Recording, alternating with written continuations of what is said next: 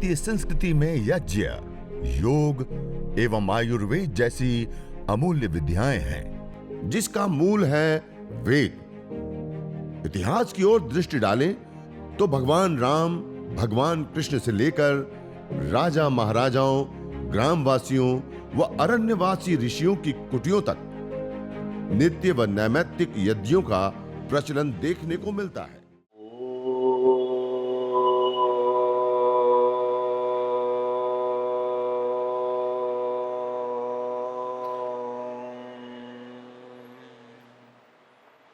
अग्निमीळे पुरोहितं यज्ञस्य देवमृत्विजं होतारं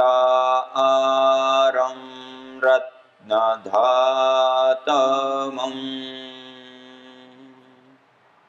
सर्वरक्षक परमपिता परमात्मा को, प्रभु को याद करते हुए आज इस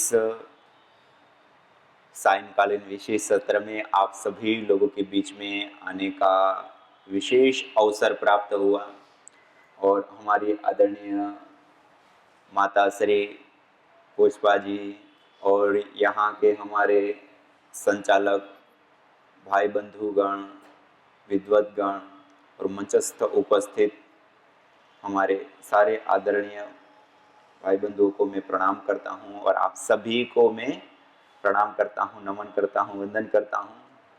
आज हम सब यज्ञ, हवन, अग्निहोत्र के बारे में थोड़ा सा जानेंगे। आप में से कितने लोगों ने हवन किया है? कभी ना कभी सब ने किया है। अच्छा, हवन में हम क्या करते हैं? अलग अलग जड़ी बूटियां और गाय के घी की यज्ञाग्नि के अंदर आहुतियां दे करके और वातावरण को शुद्ध करते हैं। यज्ञ के लाभ क्या होते हैं? वातावरण की शुद्धि, और दूसरा क्या लाभ मिलता है? मन शांत होता है। और क्या लाभ होता है? हाँ, हमारा आरोग्य ठीक रहता है। जैसे यज्ञ करते तो कहा ना, वायु का क्या होता है? पर्यावरण का शोधन होता है। पर्यावरण माने क्या? अग्नि, वायु, जल, पृथ्वी, आकाश, ये 5 तत्वों से ये पर्यावरण बना है, 5 तत्वों से ये शरीर बना है। ये पांचों ही तत्व यदि पोषित होते हैं, संतुलित होते हैं, संरक्षित होते हैं तो हमारा आरोग्य भी कैसा होता है? अच्छा होता है। यज्ञ करने से वायु शुद्ध होती है ना, और शुद्ध वायु से हमें मिलती है शुद्ध आयु। क्या मिलती है? कहते हैं ना, जैसी लेंगे वायु ऐसी होगी हमारी आयु। हाँ, इसलिए अच्छी आयु चाहिए तो वायु कैसी चाहिए? अच्छी। तो अच्छी वायु को बनाने के लिए हम क्या क्या कर सकते हैं? क्या कर सकते हैं? यज्ञ हवन कर सकते हैं। यज्ञ हवन करने से वायु क्या होती है? शुद्ध होती है, पोषित होती है, संवर्धित होती है। और क्या कर सकते हैं? पेड़ लगा सकते हैं। और क्या कर सकते हैं? देखिए, वायु प्रदूषित क्यों होती है? हम पेट्रोल, डीजल, कोयला आदि ईंधनों का जितना ज्यादा प्रयोग करेंगे उतना ही ज्यादा वायु क्या होगा? प्रदूषित। और पेट्रोल, डीजल, कोयले का खर्च हम कम करेंगे, कम प्रयोग करेंगे तो वायु उतनी शुद्ध रहेगी। आप लोग पेट्रोल, डीजल, कोयले का प्रयोग करते हैं? कितने लोग करते हैं पेट्रोल, डीजल, कोयले का प्रयोग हर दिन अपनी दिनचर्या में? कोई नहीं करते हैं। कोई गाड़ी नहीं चला रहे हो आप में से, कोई फैक्ट्री नहीं चला रहे हैं, तो हम पेट्रोल, डीजल, कोयले का प्रयोग करते हैं नहीं करते हैं? करते हैं। हम फैक्ट्री तो नहीं लगाई, लेकिन हमारी हर चीज कहां से आती है? फैक्ट्री से आती है। हमने एक जोड़ी कपड़े की जगह पर 2 जोड़ी कपड़े खरीदे तो 2 गुना फैक्ट्री चली ना। पूरे इंडिया लेवल पे, पूरे बड़े लेवल पे देखिए, हर व्यक्ति का 1 जोड़ी कपड़े से काम चल सकता है, 2 जोड़ी कपड़े से काम चल सकता है, और हमारे पास 4 जोड़ी है। हम खरीदने गए एक टी शर्ट और अच्छा लगा तो दूसरा भी 2 खरीद लिया, तो 2 गुना हो गया ना।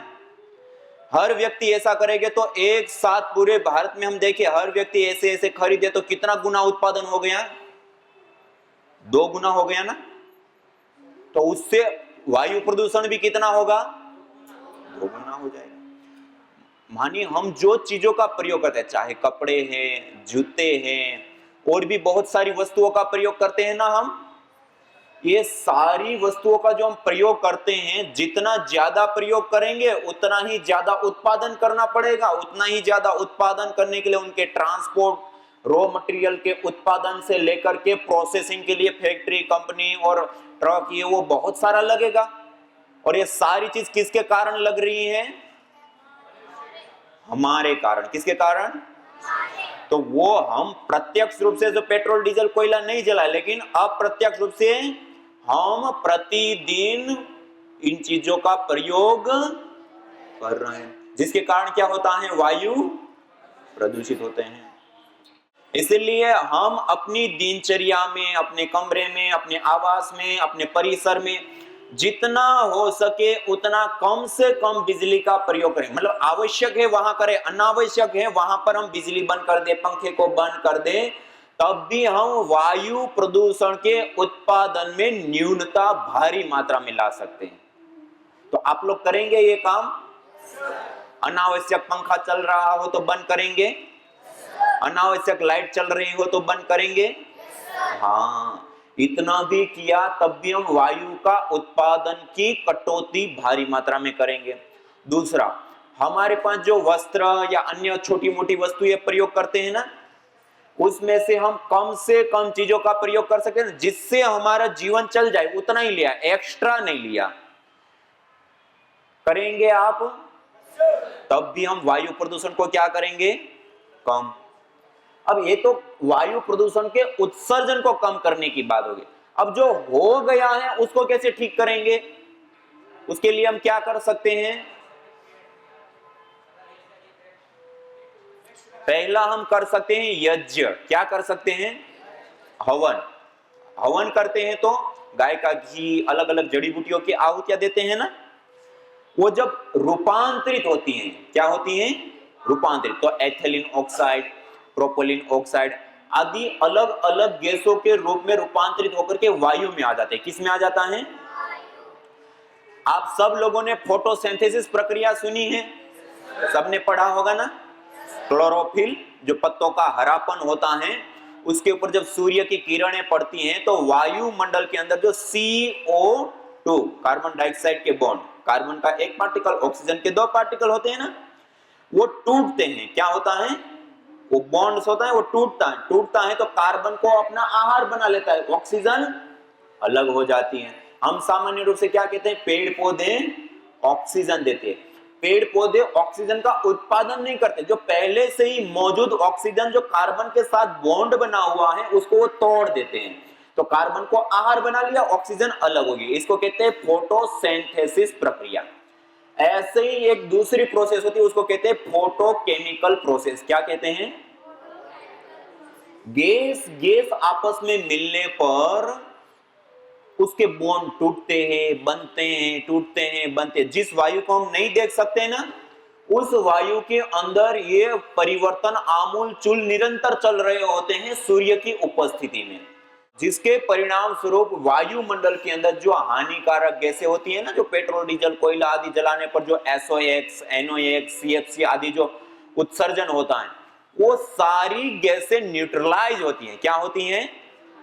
न्यूट्रलाइज मानी खत्म होती है, दूर होती है, अपने फॉर्म को बदल देती है, जिसके परिणाम स्वरूप वायु प्रदूषण दूर होता है। जो हो चुका है वो वायु प्रदूषण दूर होता है। इसलिए यज्ञ करने से क्या होता है? वायु शुद्ध हो जाती है। और दूसरा, और हम क्या कर सकते हैं हो चुके वायु प्रदूषण को दूर करने के लिए? और क्या कर सकते हैं? हाँ, कार्बन सर्कल को मेंटेन करना। क्या करना? कार्बन सर्कल को मेंटेन करना। कार्बन सर्कल को कैसे मेंटेन करेंगे? हम श्वास ले रहे हैं तो ऑक्सीजन ले रहे हैं ना, श्वास छोड़ते हैं तो कार्बन डाइऑक्साइड छोड़ते हैं। ऐसे ही पेड़ पौधे क्या लेते हैं? कार्बन। क्या छोड़ते हैं? तो दोनों का रिलेशन हो गया ना। हम पेट्रोल डीजल कोयला आदि जलाते तो वहां से भी कार्बन का क्या होता है? उत्सर्जन होता है। सबसे ज्यादा कार्बन किस में होता है? कोयले में। किस में होता है? कोयला कार्बन ही होता है। उसको हम जितना ज्यादा जलाएंगे उतना ही ज्यादा कार्बन रिलीज होगा, उतनी ज्यादा वायु क्या होगी? प्रदूषित होगी, कार्बन की मात्रा वायु के अंदर बढ़ जाएगी। तो अब हम क्या कर सकते हैं? जो भूमि से जिस कोयले को निकालते हैं, भूमि तो एक खनिज पदार्थ हो गया ना, भूमि के अंदर व्यवस्थित है। खदान हम खोद करके भूमि से कोयला निकालते हैं, पेट्रोल डीजल कोयला आदि, उसको हम ना निकालें और उसके स्थान पर हम सजीव ईंधन का प्रयोग करें। किसका प्रयोग करें? सजीव ईंधन। सजीव ईंधन मानी जो उपस्थित धरती पर उपस्थित ईंधन होते हैं। पहले हम अपने घर के अंदर रोटी कैसे पकाते थे? चूल्हे पे। हम खेत खलिहान से लकड़ी लाते थे और सारे भोजन आदि पकाते थे ना। ऐसे ही बॉयलर चलाते हैं तो क्या कहते हैं? लकड़ी का प्रयोग करते हैं। हम भूमि को ना खोद करके कोयला ना लाएं और जो सजीव ईंधन मौजूद रूप में है उसका यदि प्रयोग करें तो कार्बन सर्कल मेंटेन होता है। क्या होता है? आपने एक गीत सुना होगा, जीते भी लकड़ी मरते भी लकड़ी, देख तमाशा लकड़ी का। सुना है? ये एक लोक गीत है। क्या है? कि हमारे जीवन भर की जितनी भी जरूरतें होती हैं वो लकड़ी के साथ जुड़ी हुई रहती है। किसके साथ? हम जिस बेड के ऊपर सोते हैं वो बेड किससे बनता है? लकड़ी से। जिन चेयर के ऊपर बैठते थे वो चेयर किससे बनती थी? लकड़ी से। हम जिन मकानों में रहते थे वो मकान किससे बनते थे? लकड़ी से। सब चीजें लकड़ी से बनाई जाती। हम भोजन किससे पकाते थे? लकड़ी से। हमारी दिनचर्या अपनी जीवनचर्या के साथ क्या जुड़ा हुआ था? लकड़ी। क्यों? क्योंकि ये कार्बन सर्कल को मेंटेन करता है। आप जितना ज्यादा लकड़ी का उत्पादन करते हैं ना, जैसे मान लो कि हमने टेबल कुर्सी आदि हमने स्टील या लोहे के भी बनते हैं ना, अभी आज हम स्टील और लोहे का बनाने लगे और लकड़ी का प्रयोग नहीं करते। स्टील और लोहे की चीजों का प्रयोग करते हैं तो 1 टन स्टील का उत्पादन करने पर 750 किलो कार्बन को हम वायु के अंदर मिला देते हैं। कितना? 1 टन स्टील का उत्पादन करने पर। और यदि उस 1 टन स्टील के प्रयोग से जितनी हमने खिड़की बनाए, दरवाजे बनाए, चेयर कुर्सी आदि बनाए या और चीजें बनाई, उस स्टील का प्रयोग ना करके उसके स्थान पे लकड़ी का प्रयोग करके यदि हम बनाते हैं तो 1 घन मीटर लकड़ी का हम उत्पादन करते हैं तो वायु के अंदर 0.114 मिलीग्राम कार्बन होता है। और 1 घन मीटर लकड़ी का हम उत्पादन करते हैं तो 14 लाख घन मीटर वायु शुद्ध हो जाती है। कितनी? 1 घन मीटर लकड़ी का यदि हम उत्पादन करते हैं तो 14 लाख घन मीटर वायु शुद्ध हो जाती है। इसलिए हम पहले लकड़ी का ये जो कार्बन सर्कल होता है उसका प्रयोग करते थे। आज हमने क्या किया? लकड़ी का उत्पादन करना छोड़ दिया, लकड़ी की खेती नहीं करते हैं। वैसे चावल आदि की खेती करते हैं ना, हर साल उगाते हैं काटते हैं, हर साल उगाते हैं काटते हैं। लेकिन अब लकड़ी की खेती हम नहीं करते हैं। लकड़ी की भी खेती होनी चाहिए। क्या होना चाहिए? खेती होनी चाहिए। जैसे हम अलग अलग चीजों का उत्पादन करते हैं ना, ऐसे ही और लकड़ी की भी खेती करेंगे। और किसान यदि 1 घन मीटर लकड़ी का उत्पादन करता है तो 14 लाख घन मीटर वायु शुद्ध कर देगा। और एक पेड़ बड़ा हो जाता है 8-10 साल में, एक पेड़ के अंदर कई घन मीटर लकड़ी का उत्पादन हो जाता है। और दूसरा क्या हुआ? अब उस लकड़ी का हमने प्रयोग किया, उससे दरवाजे और ये सारी चीज बना दिया तो हमें भूस्खलन नहीं करना पड़ा, भूमि को नहीं खोदना पड़ा ना। तो एक भू प्रदूषण से हम बच गए। दूसरा, उसका प्रोसेसिंग करके प्रयोग करने की अवस्था में, ये जो दरवाजे, खिड़की और भवन आदि बनाते हैं उसमें प्रयोग लाने तक में जो प्रोसेस होता है, 1 टन पे 750 किलो कार्बन जो रिलीज होता है, उसके कारण से कई लाख घन मीटर वायु दूषित हो जाती है।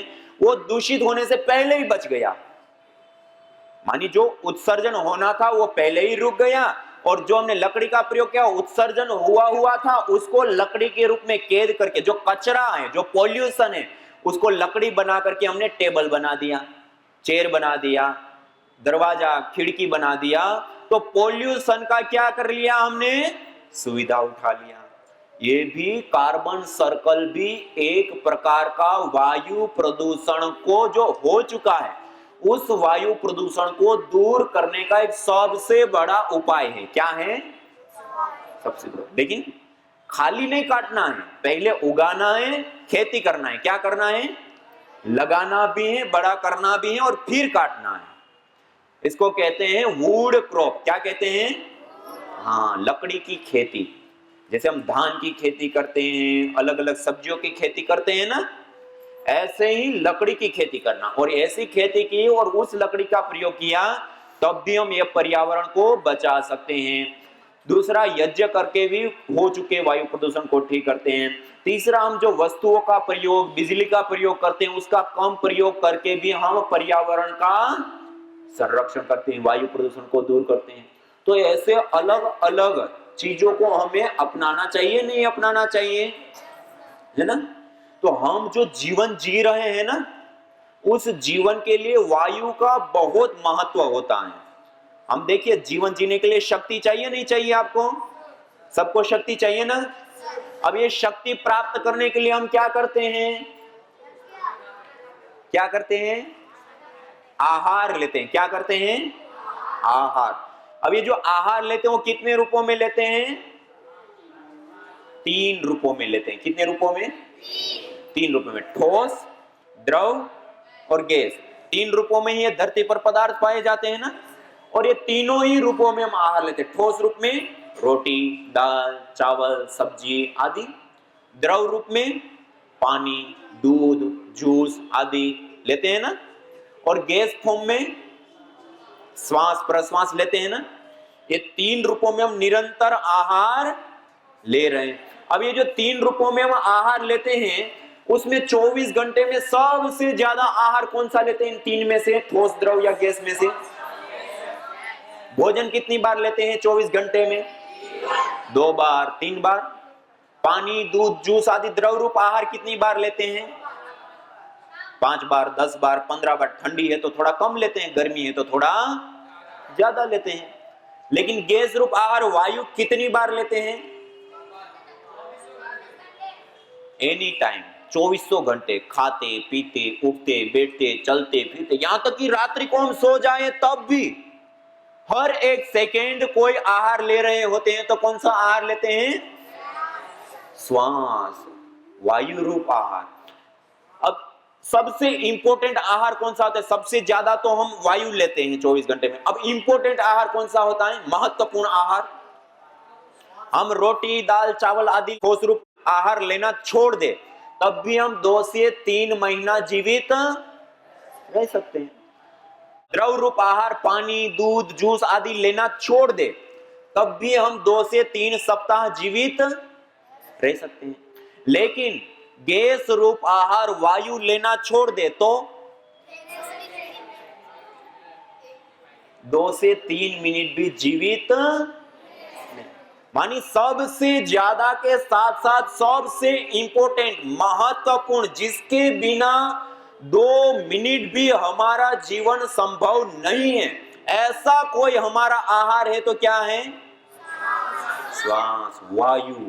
और हमारे लिए ही नहीं, जीव मात्र के लिए, चींटी से लेकर के हाथी पर्यंत और पेड़ पौधे आदि वनस्पति जगत पर्यंत, सबके लिए सबसे ज्यादा आहार और सबसे इंपॉर्टेंट आहार कोई होता है तो क्या होता है?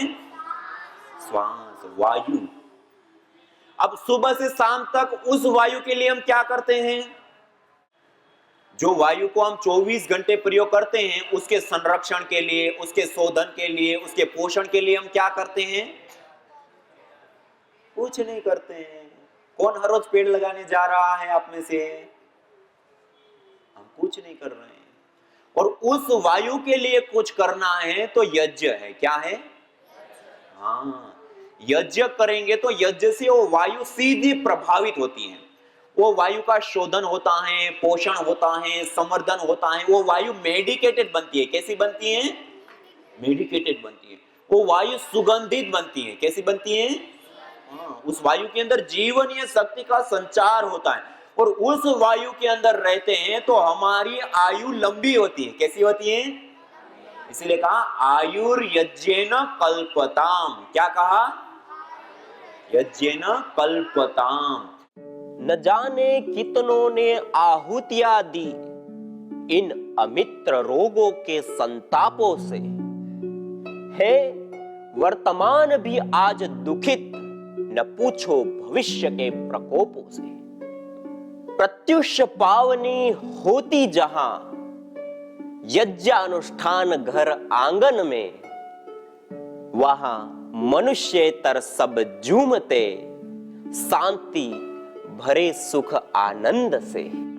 इदम हविर्यातु धाना नदी भेना इमाम वहत। अर्थात जैसे नदी का जल जाग को बहा ले जाता है, वैसे ही यज्ञ में आहूत की हुई हवि सभी प्रकार के रोग, दोष, ताप, संतापों को वैसे ही बहा ले जाती है जैसे नदी। जागो।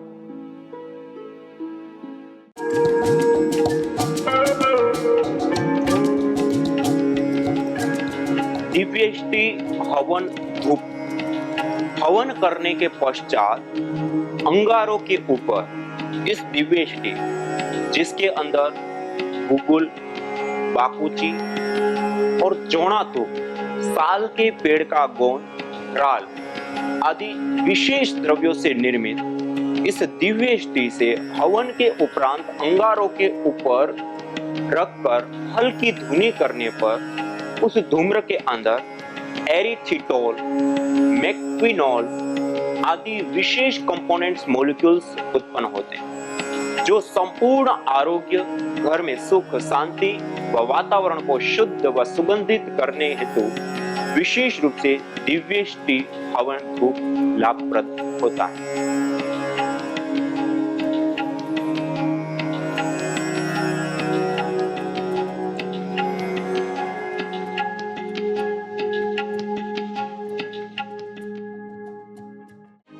यज्ञ भारतीय संस्कृति का मूल है। तो आइए हम संकल्प लें, संसार के श्रेष्ठतम कर्म यज्ञ को अपनाएं।